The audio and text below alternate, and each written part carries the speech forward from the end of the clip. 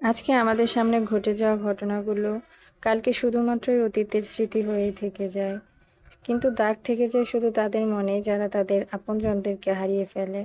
আসসালামু আলাইকুম, কেমন আছেন সবাই? আশা করি সবাই খুব ভালো আছেন। আলহামদুলিল্লাহ, আমিও ভালো আছি। নতুন একটি ব্লগ শুরু করছি, আশা করছি আমার আজকের ব্লগটি আপনাদের ভালো লাগবে। এটা ছিল আমার গত বুধবারের ভিডিও। ওই দিন আমার ননদ আমাদের বাড়িতে এসেছে অনেক দিন পরে। তো আল্লাহ তাআলার অশেষ রহমতে ও যেদিন এসেছিল ওর পরের দিন থেকে যান চলাচল বন্ধ হয়ে যায়। কি যে একটা ভয়ানক পরিস্থিতির শিকার হয়েছে আমাদের দেশের ছাত্র জনতা, এসব দেখে আমি আজকে আমার মুখের ভাষায় হারিয়ে ফেলেছি। কি যে বলবো, কত জনের তাজা প্রাণ চলে গেছে। এসব দেখে কার মনের অবস্থা ভালো থাকে? আমি জানি আমার মতো আপনাদের মনের অবস্থাও একই রকম। তবে এসব ঘটনা মানুষ কয়েকদিন মনে রাখবে, পরবর্তীতে সব স্মৃতি হয়েই থাকবে। কিন্তু যারা তাদের আপনজনদেরকে হারিয়েছে তারা কিন্তু সারা জীবনই মনে রাখবে এই দিনটার কথা। আল্লাহ তাআলা যেন এই স্বজন হারানো পরিবারদেরকে অনেক ধৈর্য দান করেন, আমিন। এই প্রত্যাশাই করি। তো যাই হোক, অনেকক্ষণ অনেক কথাই বললাম। কথাগুলোর মাঝে যদি কোনো ভুল ত্রুটি হয়ে থাকে তাহলে প্লিজ ক্ষমার সুন্দর দৃষ্টিতে দেখবেন আমাকে। তো বুধবারের দিন দুপুরে জাফরিনের আব্বু বাজার থেকে দুটো আনারস কিনে আনছিল। তো একটা আনারস জাফরিনের জন্য অর্ধেকটা কেটে দিয়ে দিলাম, ওকে খেতে দিলাম। আর এদিকে আমি দুপুরে রান্নাবান্না করার জন্য রান্নাবান্নার সব কিছু কেটে ধুয়ে পরিষ্কার করে রেডি করে নিয়েছি। লাল শাক নিয়েছি, আর ছোটো মাছ রান্না করব। আর রান্না করব আলু দিয়ে মুরগির ঝোল, পটল ভাজা। তো আমার আজকের ভিডিওটি যদি আপনাদের কাছে ভালো লেগে থাকে তাহলে প্লিজ আমার চ্যানেলটিকে সাবস্ক্রাইব করে রাখবেন, আর পাশে থাকা বেল বাটনের অল অপশনটিতে প্রেস করে রাখবেন। এতে আমি নতুন কোনো ভিডিও দেওয়ার সাথে সাথে আপনার কাছে পৌঁছে যাবে। এদিকে আমি লাল শাকটা রান্না করে নিয়েছি, আর এদিকে পটল ভাজা বসিয়ে দিলাম। পটল ভাজা হতে থাক, আর এদিকে আমি ছোটো মাছের চচ্চড়ি রান্না করব।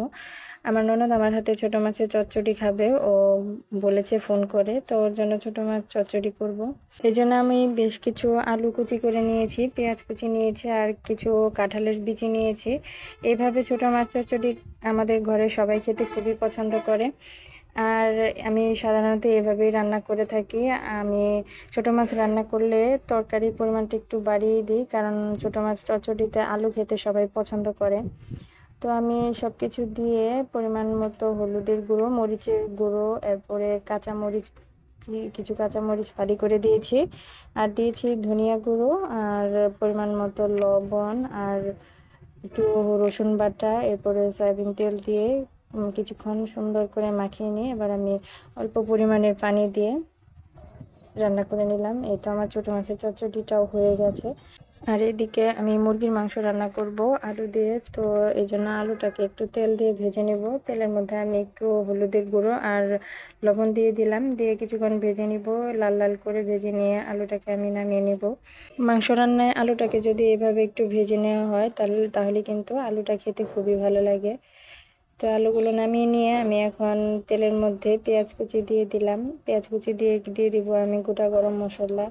বিয়ের পর মেয়েরা তাদের বাপের বাড়ির অতিথি হয়ে যায়, আর যখন মেয়েরা অনেক দিন পর শ্বশুর বাড়ি থেকে বাপের বাড়িতে আসে তখন এর আনন্দটাই কিন্তু অন্যরকম থাকে, তাই না? এটা শুধুমাত্র বিবাহিত মেয়েরাই জানে। তো যাই হোক, আমি এদিকে পেঁয়াজ কুচিটা বাদামি করে ভেজে নিয়ে পরিমাণ মতো পেঁয়াজ বাটা দিয়েছি, আর দিয়েছি রসুন বাটা আর আদা বাটা দিয়ে এর কাঁচা গন্ধ চলে যাওয়া পর্যন্ত ভেজে নিয়েছি। তারপরে আমি দিয়ে দিলাম গুঁড়ো মশলা, হলুদ গুঁড়ো, ধনিয়া গুঁড়ো, মরিচের গুঁড়ো, এরপরে দিয়ে দিলাম পরিমাণ মতো লবণ, জিরার গুঁড়ো দিয়ে এখন এটাকে আমি ভালো করে ভেজে নিব। আমি এখানে আজকে গরম মশলার গুঁড়ো দেইনি, কারণ আমার ননদের নাকি একটু বেশি মশলা দিলে গন্ধ লাগে, তো এই জন্য আর গরম মশলার গুঁড়ো দিব না। গরম মশলার গুঁড়ো ছাড়াই আজকে রান্না করব। তো এই তো মশলাটাকে আমি ভালো করে কষিয়ে নিলাম। মশলার উপরে তেল ছেড়ে দিয়েছে, আর আমি এদিকে ধুয়ে রাখা মাংসটা দিয়ে দিলাম। মাংসটা দিয়ে এখন মাংসটাকে মশলার সাথে আরও কিছুক্ষণ কষিয়ে নেব। এবার আমি ভেজে রাখা আলুগুলো দিয়ে দিব। আলুটা দিয়েও আলুর সাথেও মাংসটাকে আরও কিছুক্ষণ কষিয়ে নেব। কষিয়ে নেওয়ার পরে আমি এখানে গরম পানি দিয়ে দিব। আমি মাংসে সাধারণত গরম পানি দিই, এতে করে মাংসের স্বাদটা ভালো থাকে।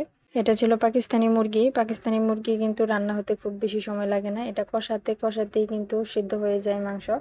আজকে আমি একটু ঝোল ঝোল করে রান্না করব, তো এই জন্য আমি পানির পরিমাণটা একটু বাড়িয়ে দিব।